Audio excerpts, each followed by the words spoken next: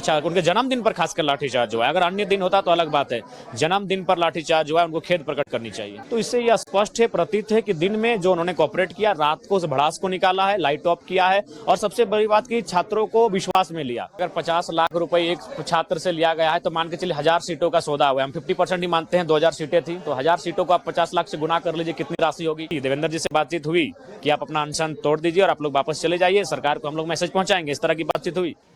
विधायक जयराम महतो हमारे साथ मौजूद हैं बातचीत करने के लिए। जयराम जी, कल जिस तरीके से छात्रों पर लाठीचार्ज हुआ और आप भी छात्रों के बीच पहुंचे थे, वो उस परिस्थिति को कैसे देख पा रहे हैं आप? देखिए, दिन में सब ठीक था, सिचुएशन कंट्रोल था, अंडर कंट्रोल था और छात्र लगातार प्रशासन को सहयोग कर रहे थे, पानी पिला रहे थे और प्रशासन का भी सहयोग था, कुछ छिटपुट घटनाओं को छोड़ दें तो।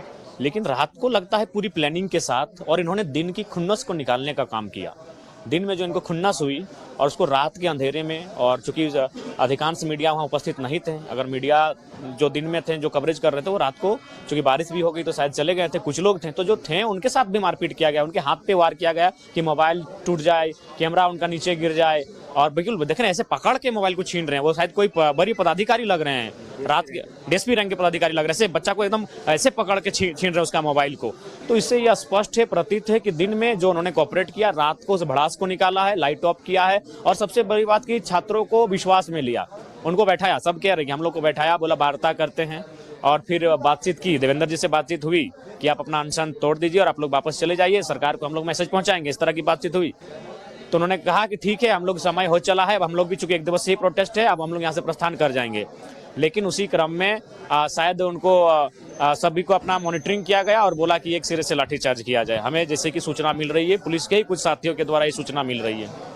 कितने छात्र घायल हुए होंगे और क्या उनसे कोई मुलाकात आपकी? मैंने लगभग 1 दर्जन छात्रों से मुलाकात की और मैंने उन्हें हौसला दिया, उन्हें मैं मिला जाके, उनसे मैंने कहा कि आप घबराइए नहीं, ये राज्य संघर्ष का राज्य है, आपके संघर्ष को पूरा राज्य देख रहा है और आप जो संघर्ष कर रहे हैं इसका फलाफल भी निकलेगा। देवेंद्र जी, अब रास्ता कैसे निकलेगा? आपको लग रहा है कि अभी भी बातचीत की गुंजाइश है या फिर चैप्टर क्लोज हो गया? अब देखिए, लोकतंत्र में तो संवाद से ही रास्ता निकलता है।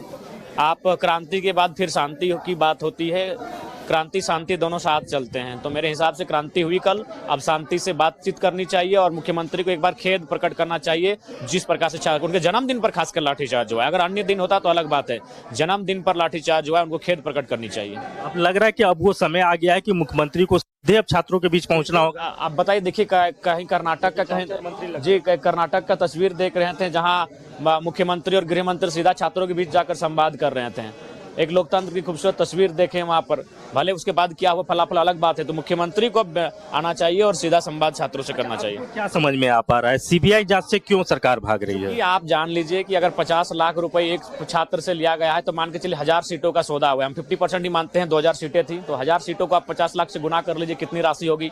उतनी राशि को अभय तिवारी के बस की बात नहीं कि वो पचा पाएगा, उतनी राशि जेएसएससी के पदाधिकारियों की बस की बात नहीं कि वो पचा पाएंगे। उसमें बिना विधायिका के और विधायिका के अंग के ये संभव ही नहीं, यानी विधायिका में बैठे लोगों की भी हिस्से में कुछ ना कुछ आया होगा, इसलिए पोल पट्टी खुल जाएगी, इसलिए सीबीआई जांच से बच रहे हैं। कल तो चेयरमैन की गिरफ्तारी भी हो गई, पूर्व चेयरमैन की। जी, गिरफ्तारी हुई है, उनको उनका नार्को टेस्ट के लिए कोर्ट से मंजूरी मांगा जाए और नार्को टेस्ट करवाया जाए और मजेदार किस्से सामने आएंगे। बहुत शुक्रिया हमसे बातचीत करने के लिए।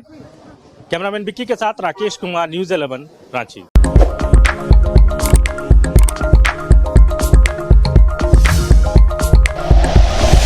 Like and share videos, subscribe करें हमारा चैनल और प्रेस करें बेल आइकॉन। न्यूज़ 11 भारत, सच है तो दिखेगा।